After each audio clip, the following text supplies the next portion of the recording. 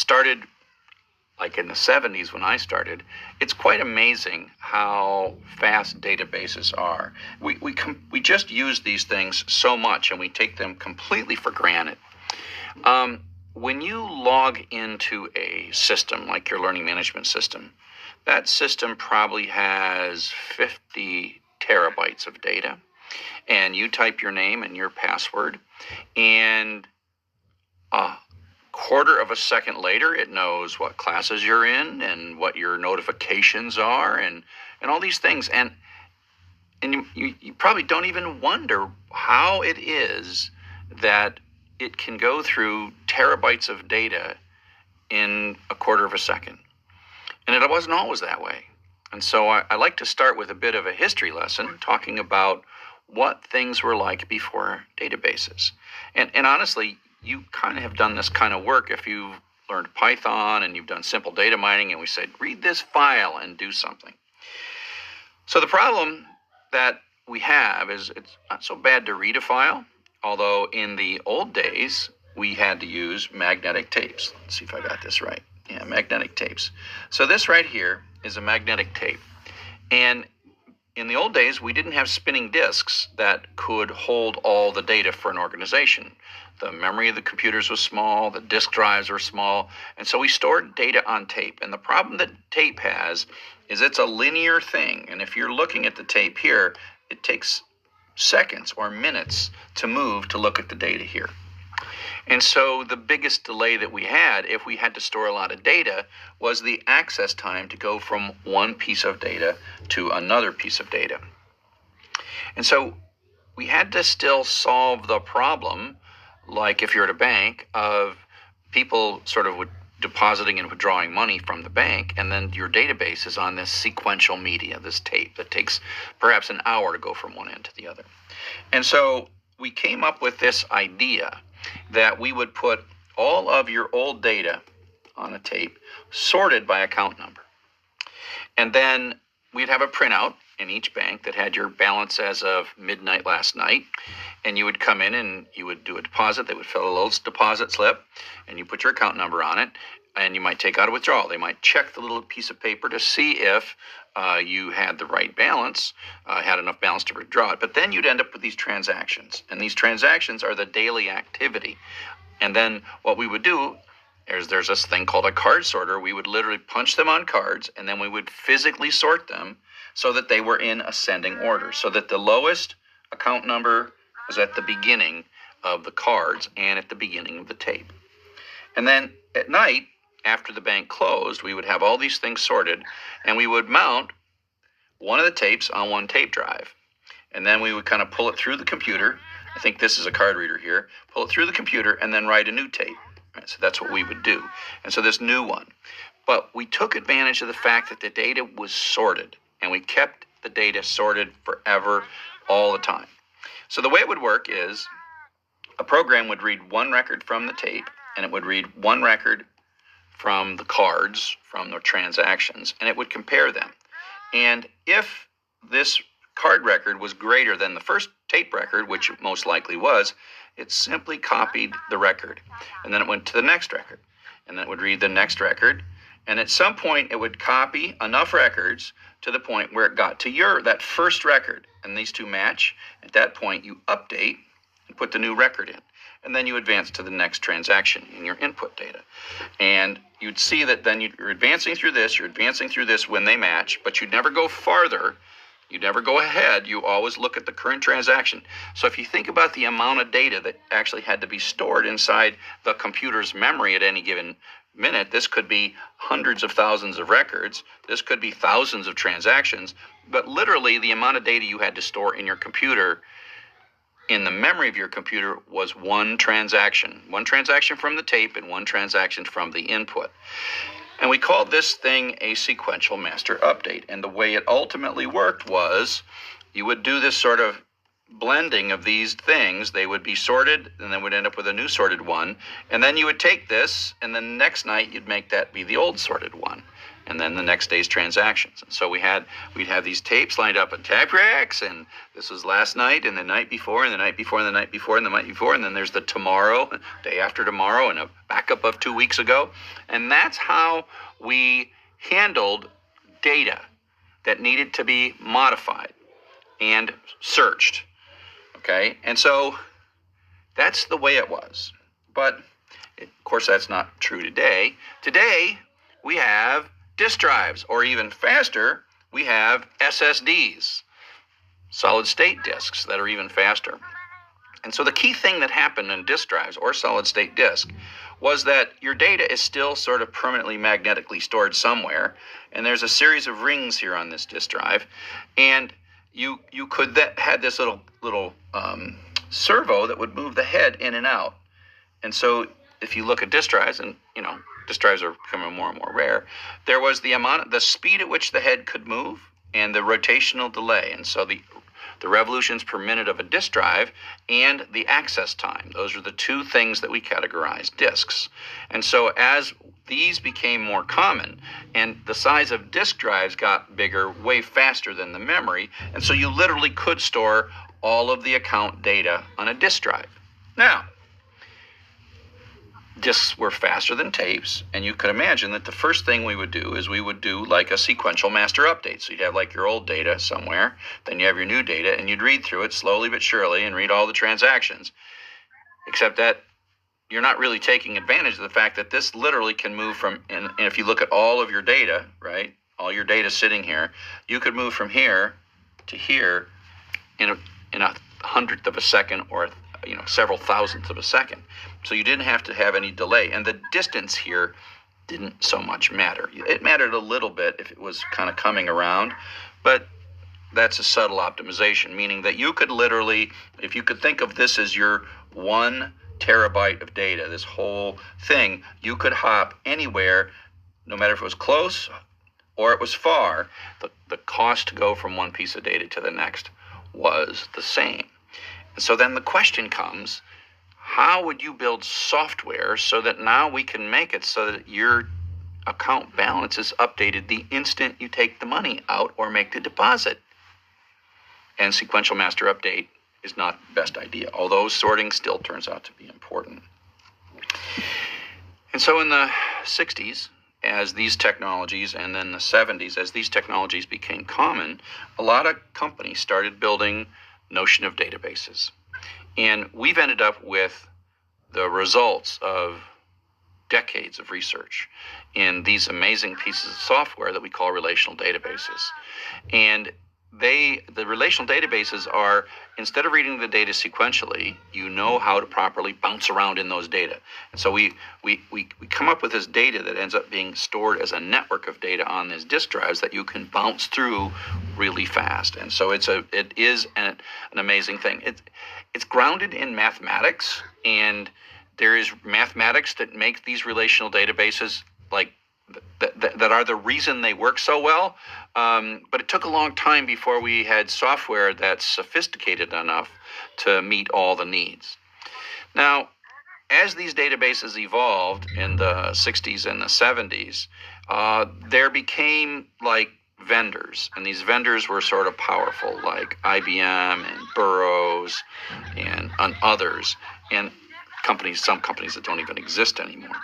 And they came up with strategies for building a database. And each company sort of had brilliant people who were building really cool databases, and then they would get something cool working, and then they would try to convince everybody to use IBM hardware or Burroughs hardware.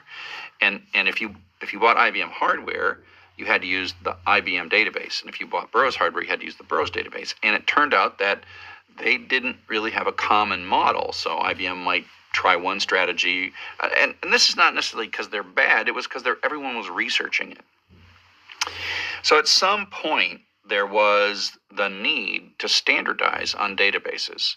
And the standard that now we use and take for granted that came out of the National Institute of Standards and Technology, NIST, is called SQL, Structured Query Language, or in the old days, I think they called it Simple Query Language. And the interesting thing, and you can see this video from Elizabeth somewhere else in this course, it was perfectly timed, meaning that the vendors had built things that they knew were good. They knew good ideas, and they had good ideas, and there were different ideas from different vendors that were all pretty good, but yet they had not gotten so mature that they were just going to fight each other. And so the National Institute of Standards and Technology basically said to all the vendors, look, we're not going to tell you. You know more about databases than we do. We are not going to tell you how to build a database. What we're going to tell you is we're going to stop buying your software unless you come up with a standard, and we'll help you with meetings, and we'll run the meetings and take notes, and eventually there will be this standard. And this SQL, the structured query language, came out of that standard. And if we were present at the beginning of it, it's not something that's SQL is a beautiful thing. I mean, it is a beautiful programming language. It is my favorite programming language, and when I'm not allowed to use it because I'm using an object relational mapper or some magic thing that makes SQL easy, I'm like, stop it! SQL is beautiful. And the reason that SQL is so beautiful is that it's non-procedural. It's the most powerful language that I've ever used that's non-procedural. What's the difference between a procedural and non-procedural language? A procedural language, you say, start here, do this next, do this next, do this next. Oh, wait, go back up, do this next, go back up. Okay, we're done here. Now, oh, skip this part, do that. All that sequence, all that, like, I call it like GPS navigation with turn left, turn right, go straight. That's procedural. And actually, that's how computers really work. And so at some level, you still have to write procedural. But what SQL does is says, you know what? I've got these tables of this stuff over here. Please assemble it to me. I don't really care how, what you do first or second. It doesn't matter. All I want is I express the fact that this is what I want. And then the database system completely optimizes that. And it is an abstraction. Our expression of what we want is very different than the action that is taken by the database system to assemble that. And it can actually watch what I'm asking for, and it can optimize later and move things around. And some database systems do that. They actually figure out the pattern of usage and then reorganize the data so that the kind of things that I'm asking for are handled more efficiently. And so the key thing about SQL is it's not the way that they build databases, but it is the way that we talk to databases. And it's high enough and abstract enough that every one of the database vendors is able to build a really cool implementation, and they can sort of compete with each other and build a better implementation. So if Postgres is better than Oracle or Oracle's better than Postgres, they can fight, they can compete. But then we simply use SQL to talk to it. Now, the SQL turned out to be quite early, and so there's a few extensions, and we'll see those things, but a lot of the core SQL is either the same or very, very similar. So the critical core bit, and we'll talk about this a lot, is called CRUD. The critical notion is that there are four basic things that a system to store data is: you're going to create some data and put it in it, you're going to pull some data back out, you're going to change data, and then you may delete data. And so they've said that's the thing that we're going to focus on making fast and simple to express. So as I mentioned, databases have a mathematical basis. Relation is like a math term. So relational databases is like, I hear that as like databases that have the theory of math built into them. And if you read database documentation, you can tell whether they were written by someone who's kind of a software developer or someone who's kind of a software theory person. So they'll say things like, the theory people will say things like relations and tuples and attributes, and people like me who are programmers will call them tables, rows, and columns. And in there is the truth. And don't feel bad if you see weird words that describe something to you that seems very, very familiar. So ultimately, I said earlier that the data is modeled as a network, but it's also modeled as a connection. And so it's not just like a road system. It is more sort of an abstract connection point. The combination of a row and a column is got data at it. And we have attributes and rows and columns and tuples and relations. We're not going to worry too much about that because we just use this software and it's magical. I talk about this a little bit just to say, to appreciate those that came before us that built this wonderful software that we're going to take advantage of. As a programmer, I think of this as just like a spreadsheet. The tables are like the little tabs across the bottom. The columns are the attributes, and the rows are the tuples. And in a spreadsheet, we commonly have that first row have some metadata about the rows. And sometimes even if you're sorting a spreadsheet, it's like, do you want to not sort the first row? Because it sure looks like the names of things. And that's actually something that we do inside of databases as well. We call that the schema.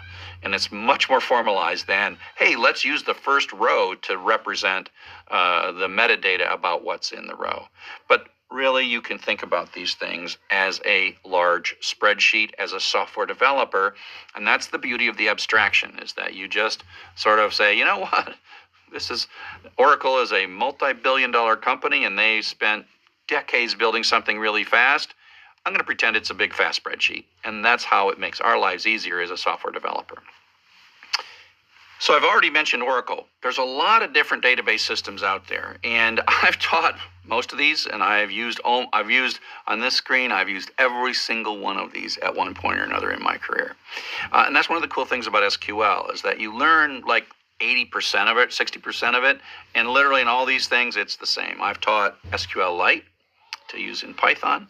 I've taught MySQL to use in my Web Applications for Everybody class, and now I'm teaching Postgres, and I've used Oracle professionally, and I've used SQL Server professionally, and HSQL we used in an open source project. So everything on it, I have used every one of these. And so SQL Server, I'll start from the bottom. SQL Server is from Microsoft. It's one of Microsoft's very strong products, and so don't feel bad if you end up on Microsoft. I usually feel bad when I'm using Microsoft stuff, but the Microsoft SQL Server is a solid piece of software. MySQL used to be my favorite, but Oracle bought it, and so it's technically open source, but there is a certain fear in the marketplace that Oracle is potentially going to bend it towards commercial and say, well, here's the crappy open source version, and if you want the speedy version, that you have to pay for. They haven't done that yet. Oracle is the gold standard. It is large, it's commercial, it's enterprise scale, it's very tweakable. Among all these, it's by far the most annoying and complex to maintain. I dislike Oracle. I mean, I've run all these, and every time I touch Oracle, it's like, oh, I got to write myself long documentation about how to do the simplest of things in Oracle. I'm sure if you're an Oracle expert, you're like, oh, but it's so easy. I'm like, yeah.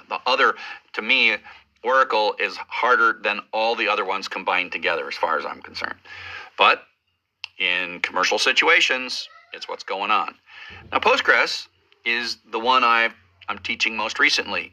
As a matter of fact, right now, I've never used Postgres professionally. I've never used it in an open source project. But because of the questions that have been raised by MySQL, about MySQL, I think the market is gently drifting toward Postgres SQL. And so companies that I know are going to Postgres because it's free and open source, and it doesn't have the cloud the way MySQL does. And it has a lot of features kind of like Oracle. And so historically, Postgres has more features. Oracle and Postgres always had more features. MySQL is catching up. Okay, that's a long story. MySQL is catching up, but in the catching up, they might end up being, you might have features that only come in a commercial version of it. So it's like, let's just use Postgres SQL going forward. And so that's why I'm teaching you, because what I want to teach you in this class is some of the more advanced features that are part of Postgres SQL, and I want to teach you an open source product. So we're in Postgres SQL. It's all open source. There's unlike